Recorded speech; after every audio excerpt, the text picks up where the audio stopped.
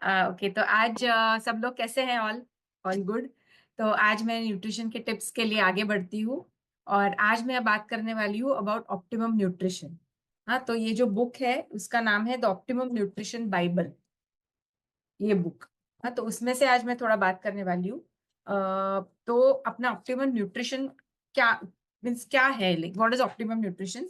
तो optimum nutrition यानी एक आप simply giving yourself the best possible intake of nutrients to allow your body to be healthy as possible, work as well it can. जैसे अगर आप optimum nutrition दे रहे हो तो इनटेक की वजह से आपका मेंटल परफॉर्मेंस, आपका इमोशनल बैलेंस, फिर आपका फिजिकल परफॉर्मेंस भी अच्छा होना चाहिए। आपको लो इंसिडेंस ऑफ इल हेल्थ होनी चाहिए और आपको एक लॉन्गेस्ट और एक हेल्दीएस्ट लाइफ स्पैन होना चाहिए। तो वो उसका मोटिव रहता है।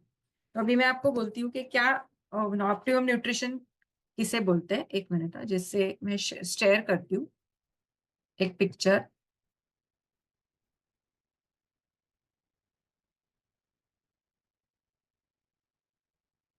ओके, दिख रहा है आपको? हाँ, तो ये जो 50 इसेंशियल न्यूट्रिएंट्स है, ये हमारे शरीर में हमारे फूड के थ्रू हमको रोज मिलने चाहिए। मैं वापस बोलती हूँ, हमको रोज मिलने चाहिए। ऐसा नहीं है कि हफ्ते में एक बार मिलनी चाहिए। तो वो कौन से न्यूट्रिएंट्स है उसके बारे में बताती हूँ। सबसे पहले है गुड फैट्स। यहाँ आप इसके ऊपर मत जाइए, वो जो नाम लिखे उसके ऊपर मत जाइए। सिंप्लीफाई करके बोलती हूँ, फैट्स में दो प्रकार के होते हैं, ओमेगा 3 और omega 6, which are suppose to be good for us. तो ये लिनोलिक एसिड जो बोले हैं ना, वो है दे आर गुड फैट्स। हाँ, कितना मात्रा में होना चाहिए वो मैं आगे के स्लाइड में बोलूंगी। फिर अमाइनो एसिड्स है ना, एक प्रकार का प्रोटीन रहता है। तो हमारे शरीर में 25 अमाइनो एसिड्स रहते हैं। 9 ऐसे रहते हैं जो हमारा शरीर नहीं बनाता, उसको हम लोग को बाहर से यानी फूड से ही लेने पड़ते हैं। तो ये जो अमाइनो एसिड्स लिखे ना 9 वाले, वो बाहर फूड से लेने पड़ते हैं, बाकी हमारा शरीर बनाता है। फिर हमको कितना विटामिन चाहिए? 13 विटामिन चाहिए रोज के। 13 विटामिन, 11 मिनरल्स चाहिए रोज के। फिर हमको कार्बोहाइड्रेट्स चाहिए। कार्बोहाइड्रेट्स यानी कॉम्प्लेक्स कार्बोहाइड्रेट, जैसे हम लोग बोलते हैं ना गेहूं, फिर बाजरा, मिलेट, फिर अपना क्या बोलते हैं उसको, दलिया, सीरियल्स, वो सारी चीजें उसको कार्बोहाइड्रेट्स बोलते हैं, जो कॉम्प्लेक्स है जिसके साथ फाइबर भी है। फिर हमको फाइबर भी चाहिए और हमको पानी भी चाहिए। कितना पानी चाहिए? 2.5 से 3 लीटर पानी तो कम से कम चाहिए। और हमको ये सारी चीज रोज अपने को मिलनी चाहिए। तो अभी वो रोज कैसे मिलेगी? तो उसके लिए हम लोग को क्या करना पड़ेगा, क्या खाना पड़ेगा? उसके लिए मैं आपको ये एक पिरामिड दिखाती हूँ फूड का। हम्म? ये जो बेस ऑफ द पिरामिड है ना, वहां पे कार्बोहाइड्रेट्स लिखे हुए हैं, जिसमें रोज के 6 से 11 सर्विंग्स ऑफ कार्बोहाइड्रेट्स, जैसे सीरियल्स हुए, राइस हुआ, मिलेट्स हुए, जो मैंने बोला ना दलिया, वो सब यानी अंदाजे से 250-300 ग्राम पर डे होना चाहिए, जो हमारा जनरली हो जाता है। फिर आगे आप बढ़ते हैं तो वहां पे फ्रूट्स एंड वेजिटेबल्स। अभी कितने फ्रूट्स एंड वेजिटेबल्स चाहिए आपको? 8 to 10 servings of fruits and vegetables मिला के। जैसे एक सर्विंग अगर मैं 100 ग्राम का पकड़ू, तो 800 से लेके 1000 ग्राम आपको चाहिए, यानी 1 किलो जितना फ्रूट और वेजिटेबल रोज का चाहिए। तो वो जो सब विटामिन मिनरल्स मैंने लिखे थे ना, वो आपको मिल जाएंगे। फिर आगे बढ़ते हैं प्रोटीन। अभी प्रोटीन कितना चाहिए? प्रोटीन अपने को चाहिए जितना आपका वजन हो। अभी हम आप सभी लोग अपना वजन क्या है सोचो।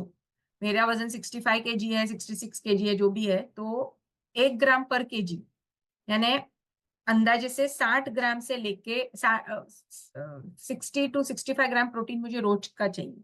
हाँ, उसके लिए मुझे खाना पड़ेगा। वो मील प्लेट क्या है वो मैं आपको बताती हूँ नेक्स्ट स्लाइड में।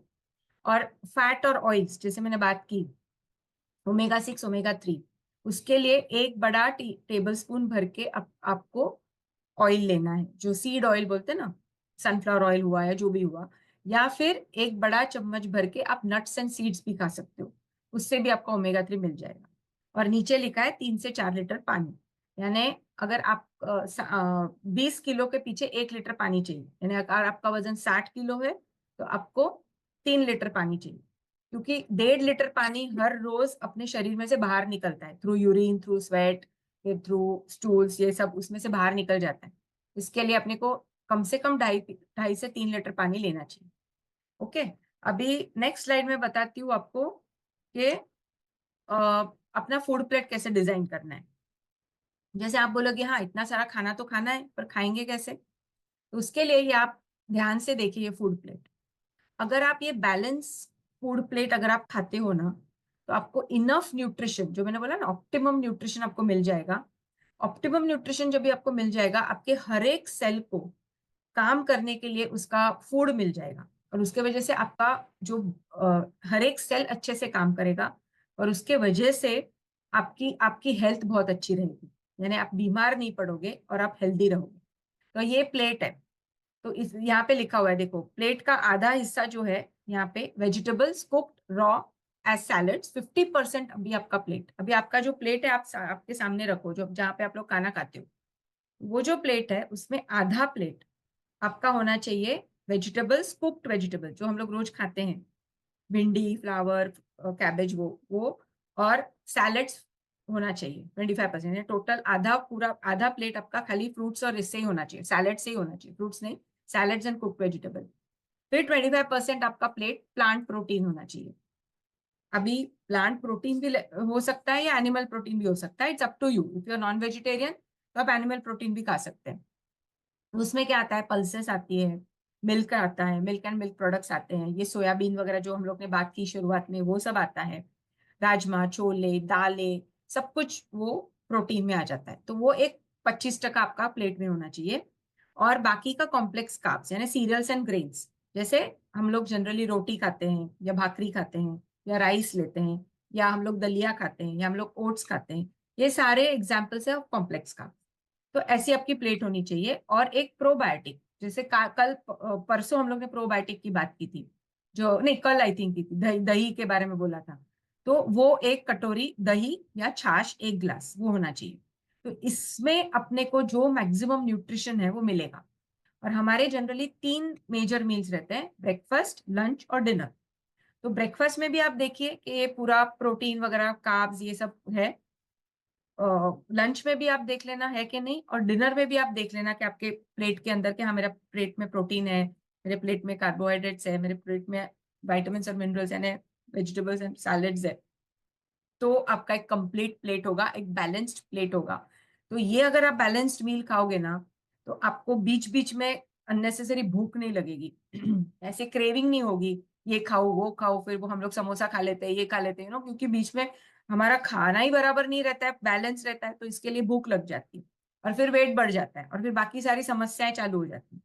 तो अगर ये 3 मील प्लेट्स अगर आप व्यवस्थित खाओगे, तो आपको अननेसेसरी क्रेविंग्स नहीं होंगी, कुछ खाने का अननेसेसरी मन नहीं होगा, वेट भी एकदम बैलेंस रहेगा, वेट पुट ऑन भी नहीं होगा, और ये सब एक्सेस ऑफ कोलेस्ट्रॉल और डायबिटीज और ये सारी बीमारियों से भी आप दूर रहोगे और एक ऑप्टिमम हेल्थ आप एक्सपीरियंस करोगे। तो आज मुझे यही शेयर करना था आपके साथ। So thank you very much.